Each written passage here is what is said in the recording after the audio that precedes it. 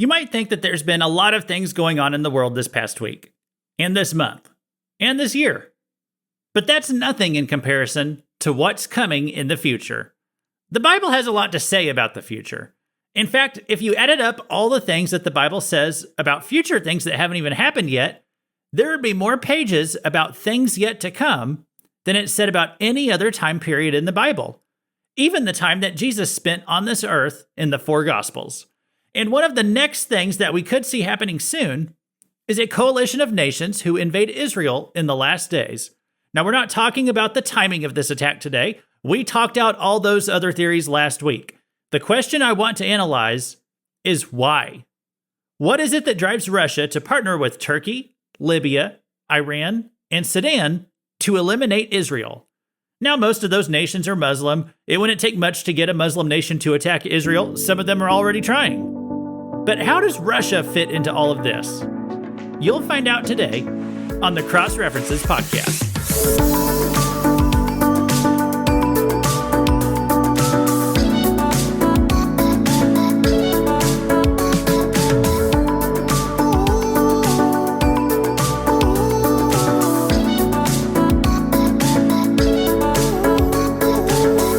Welcome to the Book of Ezekiel, a cross-references Bible study where we learn how every small piece of the Bible tells one big story and how they all connect to the cross and Christ. My name is Luke Taylor, and I'm a newspaper guy. As I said a few weeks back, whenever we write a newspaper story, which is what I was trained to do in college, we were sent out to come back with the following facts: the who, the where, the when, the what, and the why. And that's how I've tackled Ezekiel 38. We discussed who Gog is, where these nations attacking Israel will come from, when this battle may happen, and then this week we're going to be talking about why. Next week we'll discuss what happens whenever it does happen, but first let's establish why Russia will attack Israel. Now, as I said in the opening, the Muslim nations don't need much of a motivation to attack Israel. I mean, they already attack Israel any chance they get. They already have a racial, and I would even say a satanic hatred against the Jewish people, just basically based on their religion. But why would Russia want to attack Israel? Well, let's look at the three reasons that are given here in Ezekiel 38, starting with verse 11. Actually, I think we'll go back to verse 10 because that's kind of the start of the sentence here. It says, "Thus says the Lord God, on that day thoughts will come into your mind, and you will devise an evil scheme, and say, I will go up against the land of unwalled villages. I will fall upon the quiet people who dwell securely, all of them dwelling without walls, and having no bars or gates." And so the first reason that they attack Israel is for the land. Last time we discussed how it's a land of unwalled villages. But don't forget that the land itself is very, very precious. Israel is a land bridge that connects three different continents. It's one of the most valued places of real estate in the entire world. There is so much commerce and trade historically that has gone through this territory.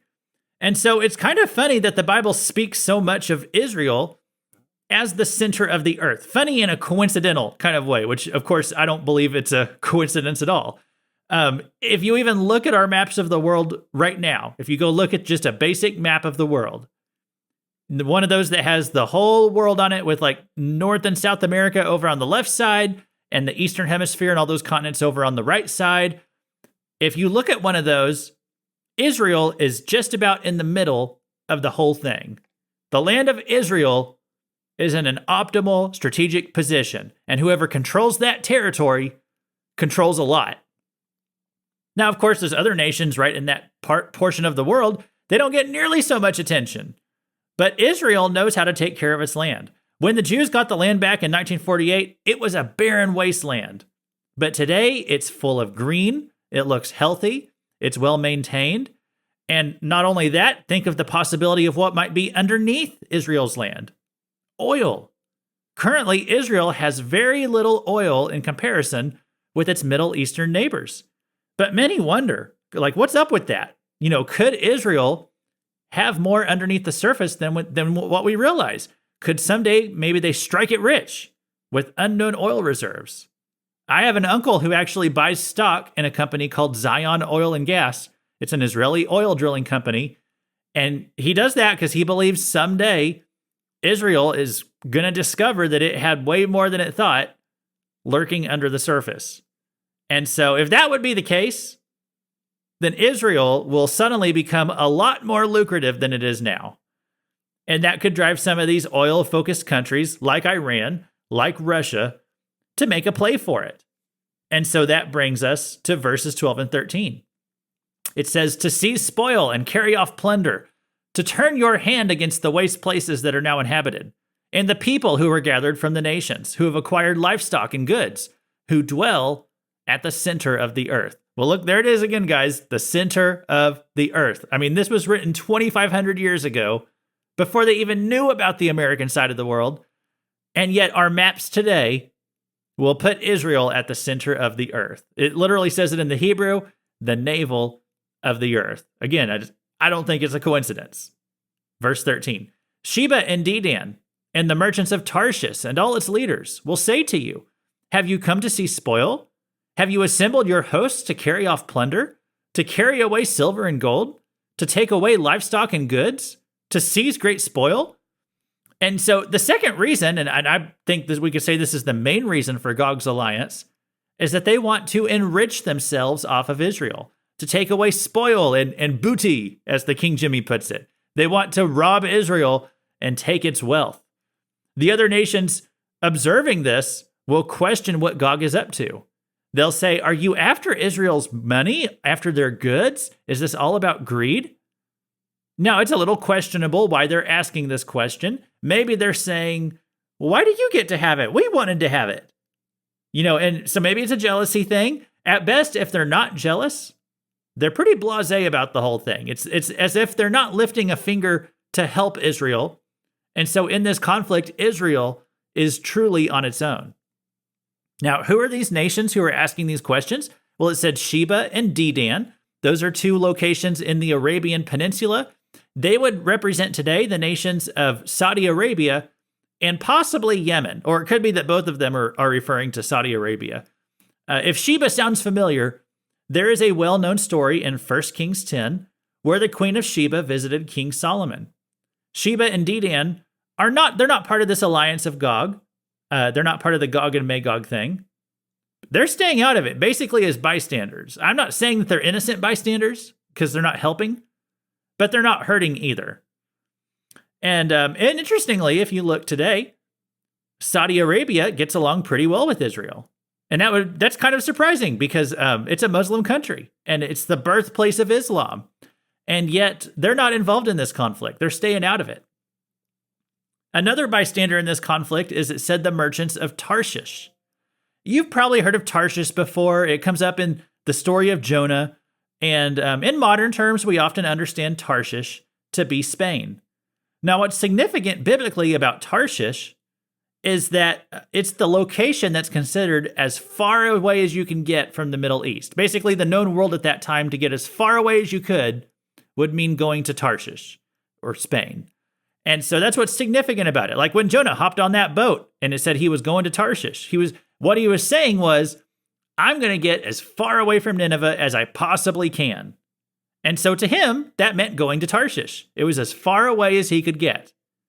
So it's not that there's something special about Spain itself. It's just other than the distance, because it's so far away. It was the edge of the known world to Jonah. So from what he knew, going from Israel to Spain was basically like going to the other side of the world. Now today, what would be considered as far away as you could get from Israel? Well, today that would mean going over here on the Western Hemisphere to the Americas. If you're trying to get as far away from Israel as you could get today, you wouldn't just stop at Spain. I mean, you'd keep going until you were on the other side of the planet. And if you did that, you'd be right over here in America. So in Ezekiel 38:13, whenever it says, the merchants of Tarshish, they're watching, but they're not interfering with the attack by Gog. I see that as a possibility that this is talking about America. Now, Ezekiel 38, it could be Spain, but I imagine Spain doesn't get involved either. Now, notice that the verse doesn't simply say it is Spain. It says the merchants of Spain. The word merchants is the Hebrew sakar. It means to go around, to go about, to travel about in, or to go about in trade. So it has kind of this businessman flavor to it. It's someone who goes around, perhaps engages in trade. And so maybe this is talking about traders whenever it says merchants. But who else could it be that would go about or travel about from Spain? Well, here's another possibility. What is the country that discovered America? It was Spain. It was 3 ships who went out or traveled about from Spain. They were called the Nina, the Pinta, and the Santa Maria, and they were led by a man named Christopher Columbus.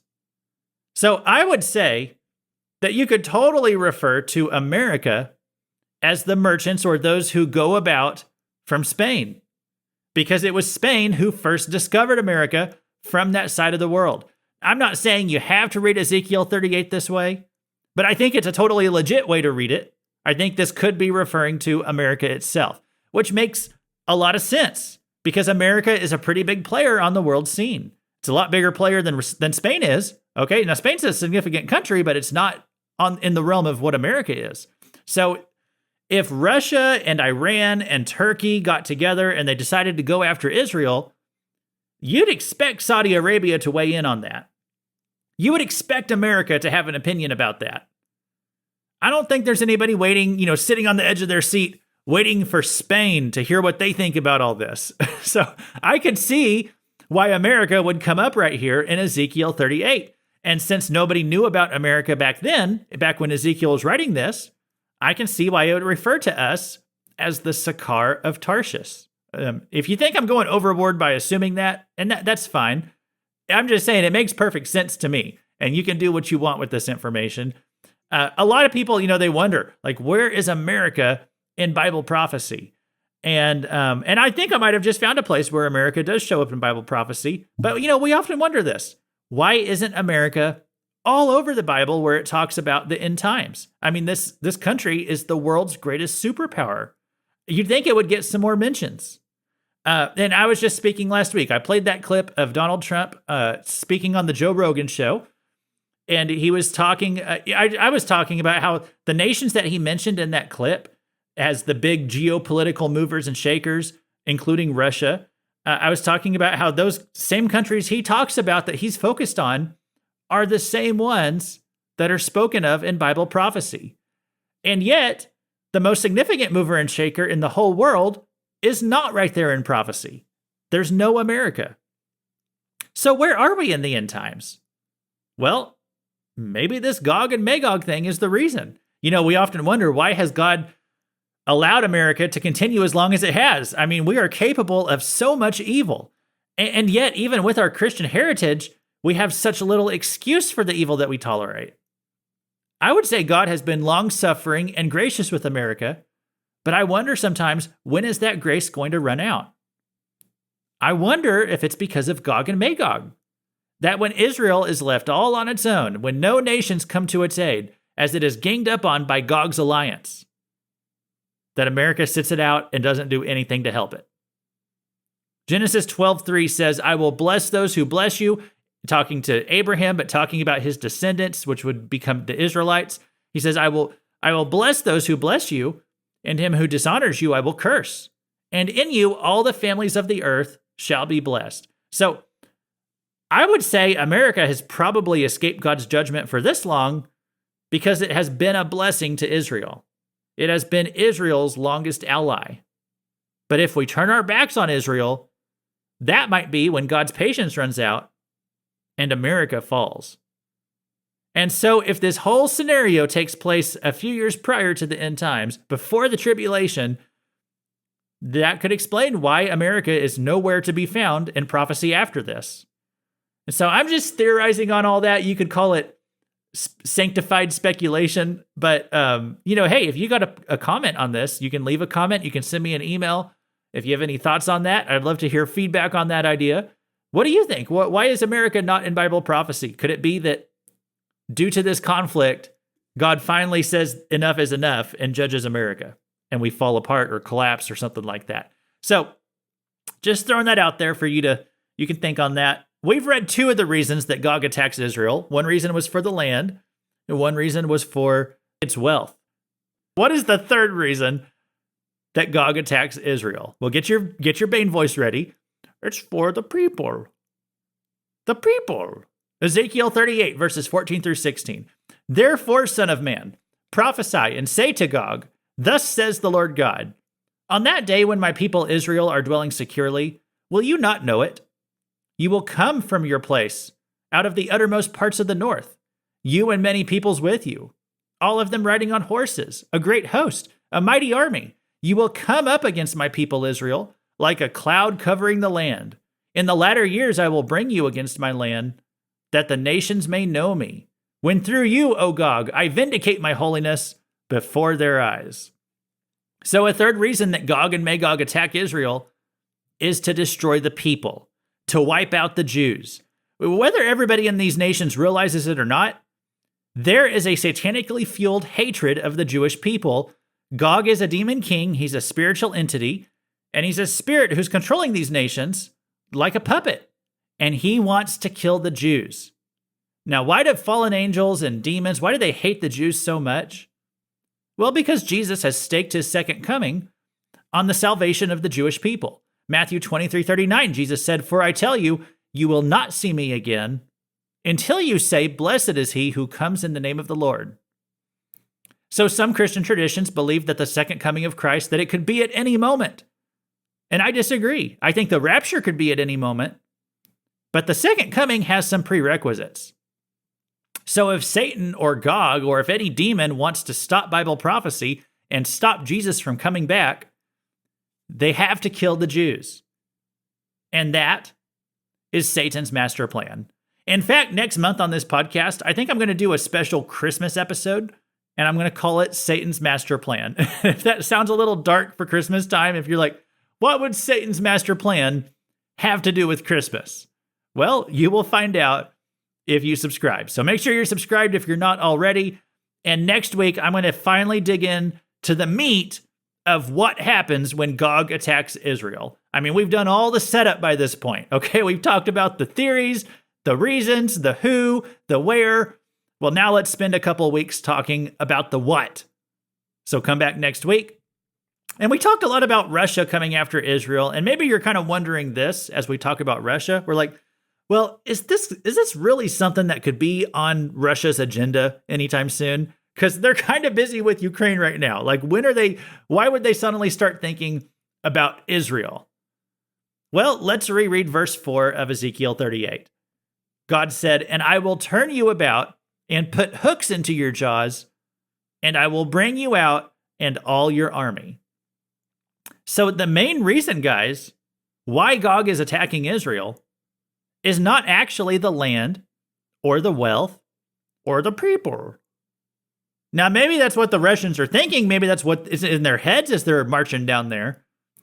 But there's actually a deeper spiritual reason that they're not even aware of.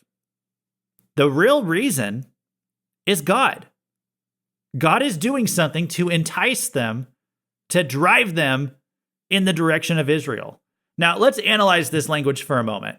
Okay, it uses the phrase, I will put hooks into your jaws. And so the visual I get, it's kind of like, taking a horse by the reins, right? But this is even a little more violent than that. It's like he's dragged into attacking Israel. Or maybe he's enticed so strongly that he can't possibly resist it.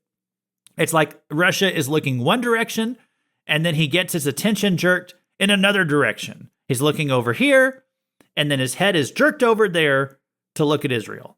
Now, why would Russia try this? Well, just theorizing, some more sanctified speculation here, okay, if that's all right with you. Perhaps the Ukraine war does not go the way that he wants. He wants Ukraine because it is an oil-rich territory. And Putin feels like that region, he feels like it really belongs to Russia. In his mind, he's just taking back ownership of something that already belongs to him. He thinks that's really just Russian land to begin with. So he's running squatters out of a territory that he sees as part of Russia. He really wants this territory because he thinks it should be his anyway. Now, I'm not sure how long he thought that this... and one other thing, he felt like if Ukraine was going to be invited soon to join NATO, he felt like this might be his last opportunity to ever get Ukrainian territory back. Otherwise, it's going to be lost forever. Once it's part of NATO, he'll never get it back. So he's going for it now. I'm not sure how long he thought that this war was going to take. It's gone on for more than 2 years at this point. I don't see an end in sight the way that things are going. I mean, I honestly have no idea how many soldiers he has lost. I tried Googling it. Some sources say 70,000. Some sources say 700,000. The Ukraine itself says 700,000, but nobody else seems to be reporting that number. I think they're probably exaggerating. I have no idea. But I do think Putin is probably frustrated because I think he expected it to go a lot quicker. And he's basically been stuck there for more than 2 years now. So, as I said, he wants that oil. And what if he decides that it's going to be impossible to get it? To get that Ukrainian oil? He's still going to want oil. Where's he going to get it from? Well, I see it as entirely possible that he looks down at little old Israel, which at some point in the future, it's going to be recovering from a war, but now it feels like it's dwelling at peace.